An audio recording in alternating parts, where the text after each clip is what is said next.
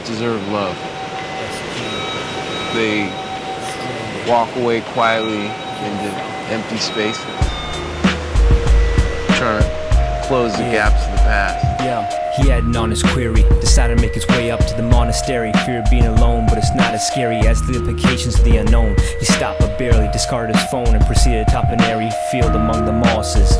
Usually clung to losses, but it was a time of change, he'd just begun the process. Along the trail he saw monks sitting in contemplation. Upon his arms were paintings, the art was amazing. With the calmest patience and the smarts of the ancients, he started waiting, saw a serene breeze shuffle over the green trees. Graced prayer wheels to the chirps of cicadas, carved in gold rare seals of known certain Vedas. High and still, passing upon the lily pass, his mind tempered by his fire wheel, forgot what made him really sad. And last he reached the mountain, passed in the peak, looked down upon the land littered with the vastest creeks. He observed his reflection in the river, seemed so much clearer than the man in the mirror. To himself he felt he'd been delivered. Cloaked alone poet, wanders in the trees, clutches pen and pad, dims a glow tranquility. Sense of purpose, settles on a path of leaves, cross-legged posture, ready for the masterpiece. In the grasp of peace, he opens up the chakras, wrote his finest scrolls with inspiration of the forest. Whispers of a redwood, see beside the wisdom, soaks in their awareness, heights redefine his vision. A conscious presence found in every sapling, among the bees and birds, connections everlasting. Discard mental barriers, taking off the masking, so life in purest form, droplets wash away the fallacy. It's a blinding light, ascension of divine strength, inhales a timeless breath, transcending life or death. The unrefined essence, beyond flesh and blood, found all things below, blends with everything above. Assertive in peace, temple surging, he observes, beautiful a moment, transcending all the hell on earth.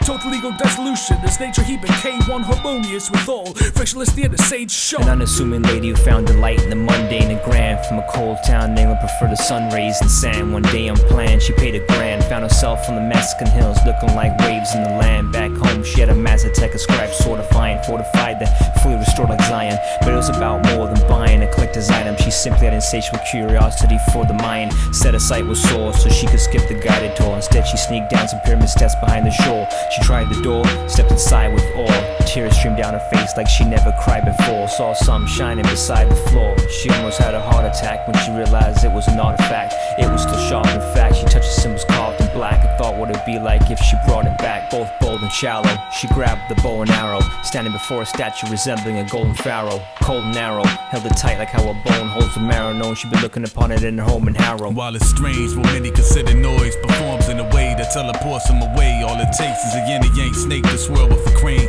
and something goes on in his brain. He grows like fast forwarding age and presses on to explore his head's dormant remains. He lights up regions that have seldom seen in neurons aflame. His sight travels beyond his actualized normal restraints. No longer held by the force field, he escapes and vanishes like a man with a vortical face. Where he arrives is an incorporeal place, not unlike when Neo and Morpheus train. Amorphous terrain that with absence disorientates. When he leaves, his memory of before is so vague. All he remembers is it exists, not the world it contains. He always wonders afterward what tore him away, but just the knowledge that it happened endorphins the pain. But you're wrong if you think that the joy of life comes principally from human relationships. God's placed it all around us. It's in everything, in anything we can experience. People just need to change the way they look at those things.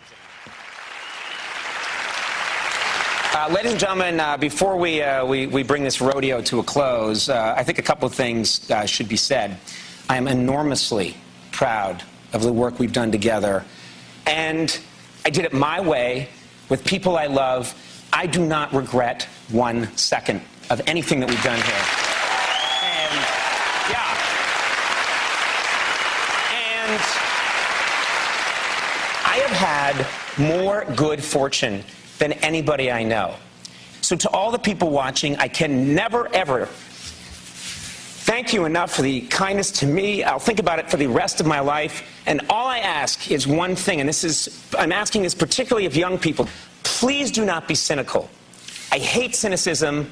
For the record, it's my least favorite quality. It doesn't lead anywhere. Nobody in life gets exactly what they thought they were going to get. But if you work really hard and you're kind, amazing things will happen. I'm telling you, amazing things will happen. I'm telling you, it's just true. As proof, ladies and gentlemen, let's make something amazing happen right now.